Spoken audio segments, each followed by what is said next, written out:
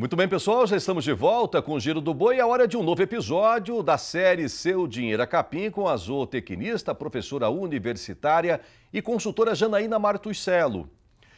Neste capítulo, a especialista em forragicultura ajuda o produtor a escolher melhor a sua moeda, ou seja, a adquirir corretamente a planta forrageira que você introduzirá aí na sua fazenda. Quer saber qual é a gramínea ideal para o seu gado? Diga lá, professora.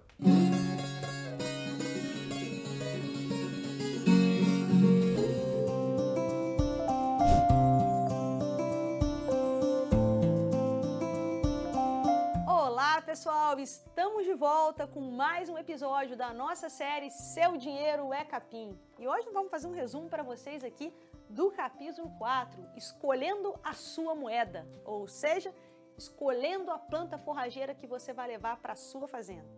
Vamos fazer uma seguinte analogia que ela está feita aqui no livro para vocês. Se a gente for eventualmente visitar um outro país, nós não vamos poder levar real, porque o outro país não aceita a nossa moeda. Nós vamos ter que fazer a troca desse dinheiro para o dinheiro que vai ser aceito naquele país. Isso também serve para plantas forrageiras. Aquela planta forrageira, aquele capim que serve para uma fazenda, pode não se encaixar na sua fazenda. E aí você não vai conseguir tirar aquilo que o capim está disposto a te oferecer. Portanto, a escolha correta da planta forrageira, ou seja, a escolha da moeda que você vai utilizar para gerar mais dinheiro na sua fazenda, é o primeiro passo para o sucesso na atividade pastoril. A escolha da planta forrageira deve ser feita com muita cautela. Se vocês analisarem quais são as principais causas de degradação de pastagens no Brasil, nós vamos ter escolha errada da forrageira, manejo incorreto e falta de reposição de nutrientes. Portanto, o primeiro passo é escolher adequadamente a planta forrageira. Muitas das vezes eu recebo mensagens aqui no Giro ou nas redes sociais das pessoas perguntando: professora, qual o melhor capim para cria? Qual o melhor capim para engorda? Qual o melhor capim para gado de leite? Essa pergunta não pode ser respondida sem que a gente faça uma análise criteriosa do ambiente em que sua fazenda está inserida. Além disso, a gente precisa avaliar também a capacidade de manejo do pecuarista e da equipe. Existem algumas plantas forrageiras, como aquelas Mombaça, do gênero Pânico, Tanzânia, Zuri, Miyagi, Paredão, dentre outras, inclusive a MG5 Xaraés, que são mais indóceis para o manejo. Essas plantas não deverão ser escolhidas para sistemas sob lotação contínua, porque é mais difícil a gente controlar o pasto nesse tipo de sistema, porque complica um pouquinho mais o ajuste da lotação. Não que seja impossível, mas não são recomendadas. Em contrapartida, essas plantas mais produtivas e que necessitam de maiores manejos devem ser recomendadas para sistemas sob lotação rotativa, porque são plantas que respondem muito mais em relação à produtividade nesse tipo de sistema. Se eu tiver um sistema contínuo, que tipo de planta forrageira eu devo escolher?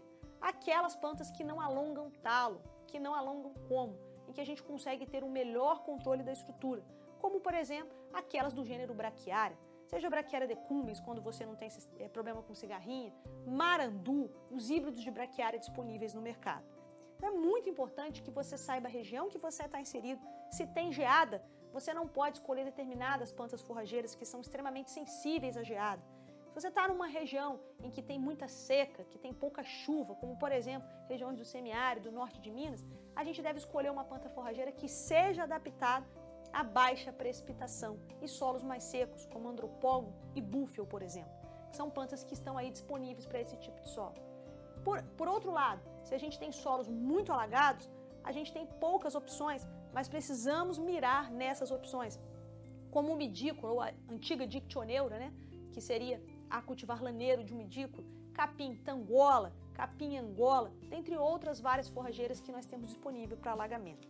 Então, reconhecer o clima, o tipo de solo, a topografia e a capacidade de manejo do produtor são pontos fundamentais para que você escolha adequadamente a sua moeda, para que você escolha corretamente o capim que você vai utilizar.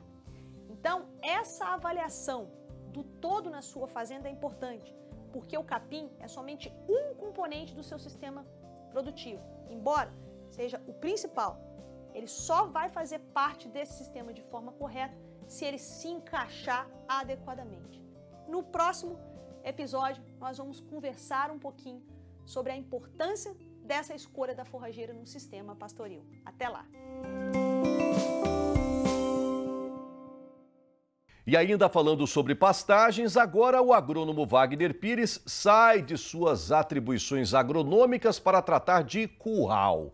É isso mesmo, pessoal. O nosso especialista vai explicar que é no curral onde muitos pecuaristas perdem dinheiro, seja por causa do estresse causado no manejo ou mesmo através das machucaduras que são comuns neste local.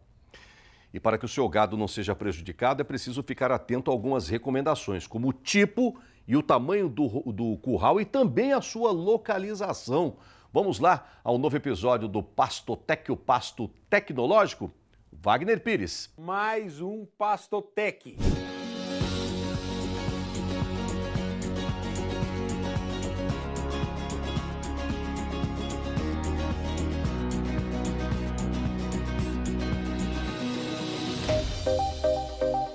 Hoje nós vamos falar de um dos responsáveis de você perder dinheiro.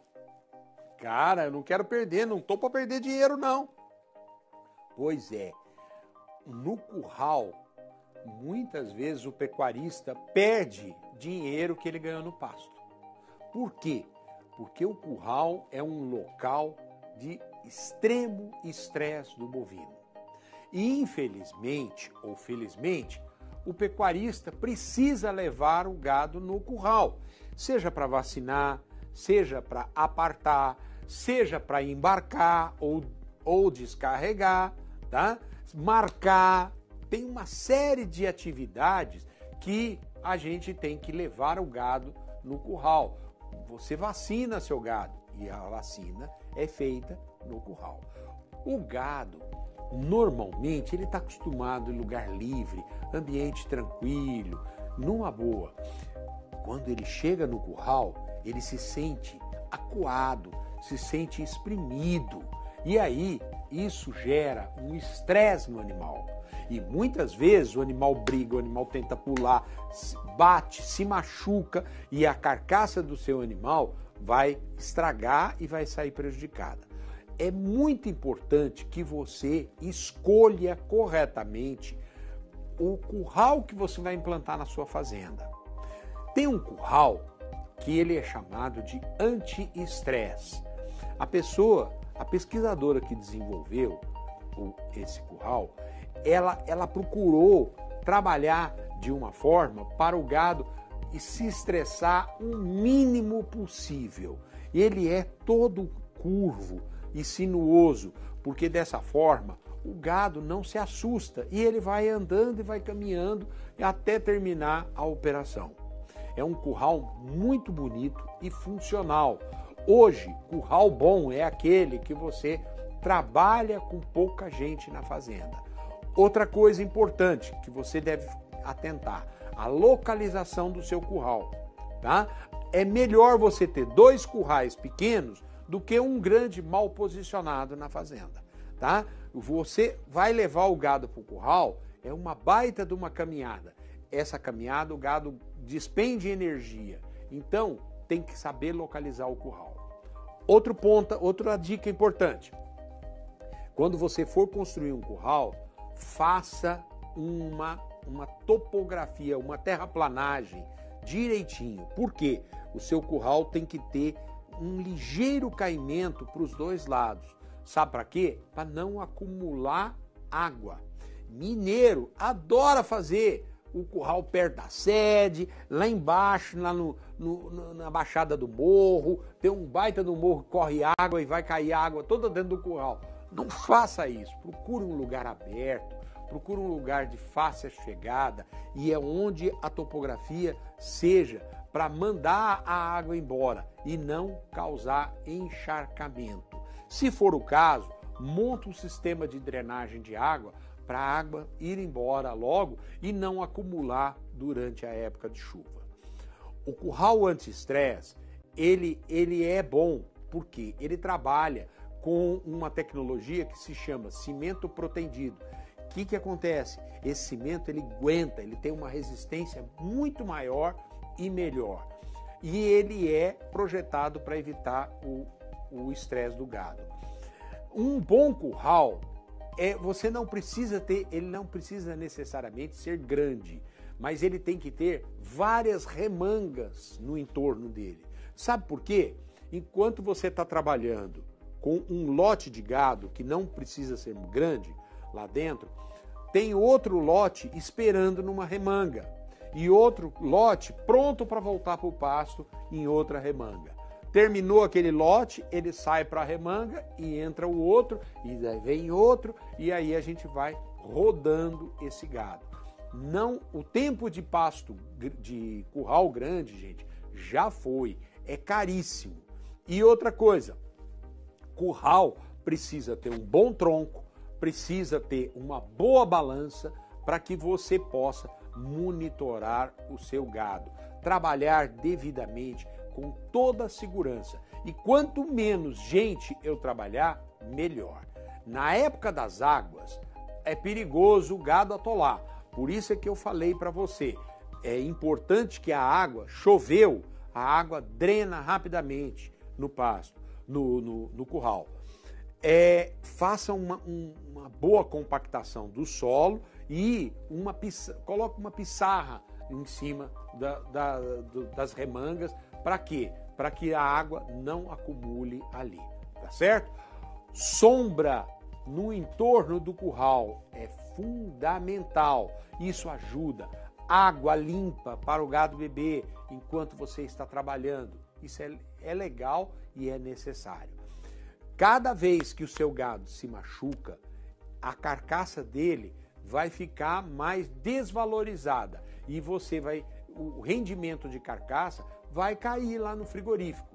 E muitas vezes o frigorífico desclassifica a carcaça do seu animal por manejo errado lá no curral. O embarque é extremamente importante e deve ser feito com calma. Aquele negócio de usar ferrão no gado já foi esse tempo.